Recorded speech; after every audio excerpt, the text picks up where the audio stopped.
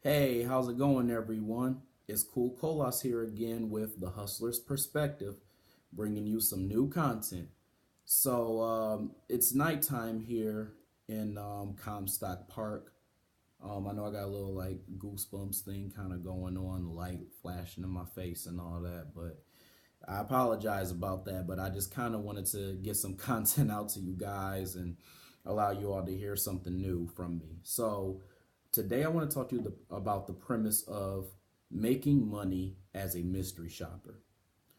So I know a lot of you all are looking at me, and the first thing that you probably are wondering is, what is mystery shopping? I've never heard of that.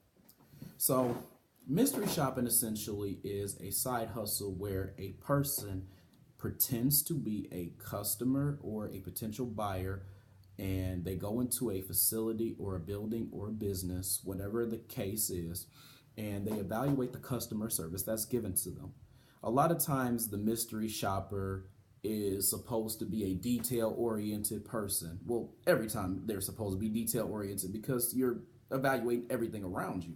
So essentially, you're evaluating the way a person looks, as far as the person who is serving you or the person who's helping you, whatever the case is, the people that are around, the way the facility looks itself, the way the bathrooms look, the way the words that are said to you, if you're thanked, if you're greeted, if you're treated rudely, if you're treated with just an apathetic nature, if you're treated mildly good, or if you're treated greatly.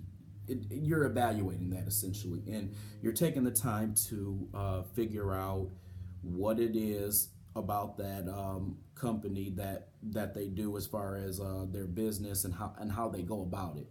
So essentially, some of the things that you would record or that you would put down as a mystery shopper would be the time that you arrived at the place, the time that you left the place, the amount of time it possibly took for them to get you whatever product it is they need to get you, or to answer your question or whatever it is, or just things of that nature. And essentially, a mystery shopper is reporting that to a company. So essentially, you are an independent contractor who is going to a company. If you don't own the company, going to a company and reporting the results of the assignment that was given. So essentially, an assignment will be given to you, and that assignment allows you to go on and get a specific location and a specific way that you're supposed to approach the people who are you are going to be evaluating, and you're going to see their response, and you need to at the end of the day get some proof that you went and you performed this shop so that you can get paid and you can do what you're supposed to do for them. So that's pretty much it. What types of places get shopped is probably the thing that you're wondering next. Now, as far as places, the shops can vary between a wide range of things. So, I've seen restaurant shops. I've seen shops that involve going to a car dealership. I've seen cars that are, I say cars. I've seen shops that involve going into like a place like a Walmart where you see a vendor out there and they're selling like Comcast pamphlets or whatever it is. And sometimes, but not every time, you will have phone mystery shops. Phone mystery shops are different because of course you're on the phone. You're not in person. So they kind of mystery shops as well too, because there are a lot of assignments for those as well, where you're evaluating how a person speaks to you, what they're saying to you, their demeanor. Are they upbeat, or are they kind of down, or are they just downright rude and they just don't care? Your shop can be very different. It just really just depends. It depends on what company or whatever company that you're working for is asking of you. So it can really vary, and even like the specifications can vary. So you can either have a mystery shop that will pay for your meal. Like if you go into a restaurant, for example, you could have them pay for your meal, and you pay for your meal and they reimburse you. That's what I mean by they pay for your meal. And then you see if the meal was cooked right, you see if it was served to you fast and things like that, and then they may give you a pay after that. Some companies, they just pay for your meal and that's it, and they just consider it, hey, you got a free meal while you were evaluating the service that was being done. And some pay you in addition to giving you that pay. And that's pretty much it. So essentially what happens is mystery shopping companies, they want to be able to see if the service that is done to you as a pretending customer is sufficient, and they do that by having fake customers come in to report back to them to see if that was done, because otherwise they would have no way of knowing. And there could be a lot of businesses out there, which we all know that this happens. Let's be real here. There are a lot of businesses out there that have poor ethics, they have poor customer service, they have a poor way that they treat people, and sometimes their product is not even all that good. And what they end up doing is they end up still doing well. And the reason why is because everybody's familiar with it, everybody knows it's around, or it may be the only thing that's around. And, at the end of the day, everybody's going to keep using it because they're like, well, it's there. If I need this service or I need this product, I'm just going to have to go there, and that's it. And there's so much of that going on. So I think two things need to be done, which is why I feel mystery shopping is such a great innovation. One, there needs to be more innovation, meaning there needs to be more people who are creating things similar to some of these other corporations that aren't doing a great job of serving you as a potential customer. And the second thing that they need to do is they need to be able to do exactly what the mystery shop has been doing: evaluate how well a person is or is not being treated on a basis of somebody who is being like unbiased. So somebody who is going and they're recording everything that's being done. Mind you, I mean, like, I guess with human nature, there's always a bias, but there's more of a bias if you were a customer and you just didn't like what someone said to you, even if you were wrong, and then like you still give them a bad rating anyway because you just didn't get your way and you're being a brat. I mean, like, this is the most unbiased way to do it. So mystery shopping is a great way, and then finding ways to implement new businesses that can replace some of these old ones that are not doing what they're supposed to be doing and how they're treating the people who are spending their money. Simple as that. Now let's talk about what kind of money you can make as a mystery shopper. So mystery shopping is a great side hustle, and it's a great side hustle in a way that it gives you extra income. It gives you a little bit of something on the side. Now, mind you, like, it is not a replacement for a job. It is not at all, because the work is very sporadic. I gotta tell you, you never know when something's gonna come up in your area. You never know when you're gonna have an assignment for $15 here or $10 here or whatever it is. But it's definitely not work that you can do every single day. And you also don't know if, in some of these cases, if you sign up for a shop, if you'll get the assignment, because in some of them they require you to sign up for the shop to see if you can get it in the first place. And then after that, they kind of just go from there. Now to kind of like elaborate on that, a lot of the shops have varied. In some cases, there's some mystery shopping companies that may pay you, I'm just giving you an example, and this is just a range, anywhere between $15 and $25 to go into a car dealership and then talk to the people there, take a little test drive, or get a business card at the end of it. And it may be anywhere between $15 and $25. And in some companies it may be a little bit lower, but for the most part it's around 15 to 25. Won't most of the time, unless there's like a bonus pay, and that's when they need a kind of like a rush order on certain like assignments that they give. It's usually not going to be more than 25. But yeah, if there's a bonus like for the rush order, then it may be extra $10, or someone may personally contact you and they know you're a shopper and see if you want to do it. And if that's the case, that's a different story. But this is kind of like the base that I've kind of seen. As far as if you're doing like a telephone shop, kind of like I talked about earlier, telephone shops can range anywhere between $3 and $10. Again, it really just depends on the company. It depends on the assignment. It depends on what you're asked to do. So that varies, but all I know is that it's a good side income. You can make like a good between $50 to maybe like $200 extra every month if you're doing it enough. And again, like don't quote me on that. Don't say, oh, Cool Colas was like, oh, I can make 200 every single month. Let me bet on that. Don't take me like that. I'm not saying that. I'm just simply saying that it is possible to do that. It will be a lot of hard work. I'm not going to lie to you, but if you got the time, then you got the time and you can do it. But I won't lie to you. A lot of the people who do get a chance to do the mystery shopping like that are people who have the time because of their situations, like kind of like myself. Um, as a mystery shopper, you kind of fall into the whole side hustle category by circumstance. And a lot of times it's been because you didn't have a job or you lost your job or didn't have unemployment to kind of supplement whatever you had from like when you were at your job or whatever the situation is.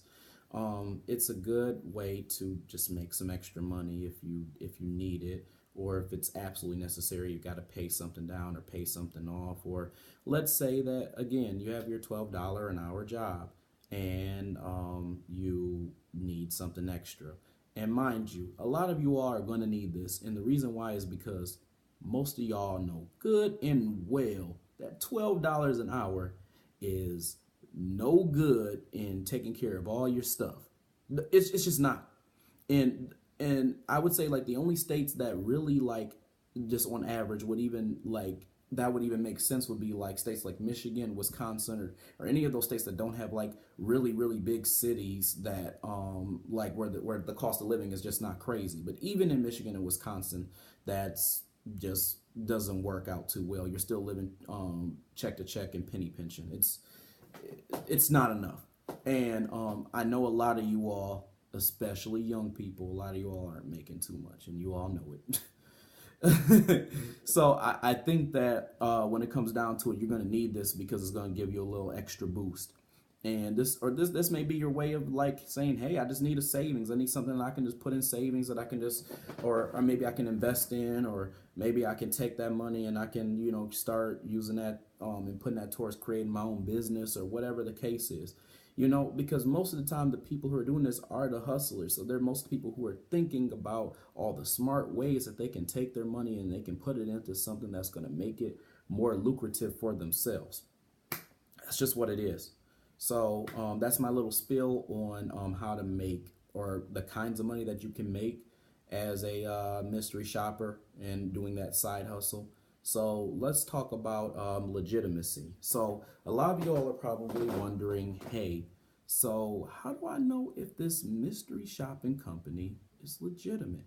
How do I know that this is a place that I can go to and it's safe, no one's going to scam me or anything like that? Now, I'm going to tell you right now, and this is the number one way to find out if a mystery shopping company is legitimate. If they are telling you or asking you to pay for being a part of that service, it's probably not legitimate. Most likely, it's not legitimate. Um, Essentially, as a independent contractor and as a mystery shopper, your goal is to make money by doing a service for that company with being an independent contractor, but you are not supposed to be paying them in order for you to be on board. And there's companies that will do that. So again, a lot of you all can use your fair judgment. A lot of you all can like Google mystery shopping companies, and then there'll be a list that'll come up. And then if it's something where it's like, hey, I'm not sure if this is going to be legitimate or not. I heard what Cool Cola said, but I'm skeptical here and I'm skeptical there, even though this is not making me pay this or that or whatever it is. Do a simple Google reviews and like, or just say like joeschmo.com, assuming Joe Schmo is the mystery shopping company, joeschmo.com, and then put reviews after that. A lot of times, like you can just look down like your little the results that are given to you, and you can see whether or not there's legitimacy in the shop or the shopping company or not. So I would say take that into consideration when you're trying to look for a mystery shopping company to work for. And like I would also look at like just forums, because there's also like mystery shopping forums, and then just seeing, what people say about them too, and seeing which ones work and which ones don't work. There's a couple different like forums out there I know that where people are talking about making money as a mystery shopper and things like that. So again, it meets my side hustle approval, definitely meets it. It doesn't meet a full-time replacement approval. It just doesn't. I mean, it's really it's a side job. It's a side income. That's it. And it really kind of, the only thing that it really does for you where it could lead to other things is it changes your mind a little bit, because mystery shopping is one of the, in my opinion, the easiest side hustles to kind of just jump into and get into. And with that being said, it's definitely something that I think that's like worth checking out, because it opens your mind. It makes you think about, dude, what else is out there that I can try and I can make some money off of? Because then it opens your world and you're like, whoa, so I can actually like shop companies and like make money? Whoa. Like that's the first thing that you're gonna think, and then you're gonna sit there and think, what else is out there? Because like, I gotta be honest, I've been there. I've definitely been there. So that's just kind of like my little spill on it. The other thing I just wanted to kind of tell you all is that as a mystery shopper, definitely keep your tabs on, like if you're driving somewhere, keep track of your mileage, keep track of your receipts and things like that. A lot of times, I mean, on the company, it asks you to take pictures of receipts or business cards or whatever it is. So you'll have that stuff as well too. So keep track of that stuff, because you are an independent contractor. So what that means is that at the end of the year, especially if you especially when you make over $599, I mean, you're gonna have to pay back money anyway, but you're going to have to pay back money at the end of the year for being an independent contractor and making money as a mystery shopper. So you're going to want to keep track of all your documents, because you may have losses, which may include mileage, which may include gas, and which may include your mileage to get gas. So those are just things just to keep in mind, or how much you use your cell phone or whatever it is. But anyway, so that's my spiel on mystery shopping and the premise of how to make money as a mystery shopper. Now, if this is something that's interesting to you, and if this is this whole blog and or vlog, more so blog with a V, not a B. If this vlog is interesting to you, if you want to hear more, if this was good information to you, then be a subscriber or subscribe to this channel, The Hustler's Jackpot. The Hustler's Perspective. I'm sorry. I'm so used to saying The Hustler's Jackpot, but it's The Hustler's Perspective. So subscribe to The Hustler's Perspective. If you want to go check this out as a blog, then feel free to subscribe to thehustlersjackpot.com. If you want to follow me on Instagram as The Hustler's Jackpot, you can go to @thehustlersjackpot.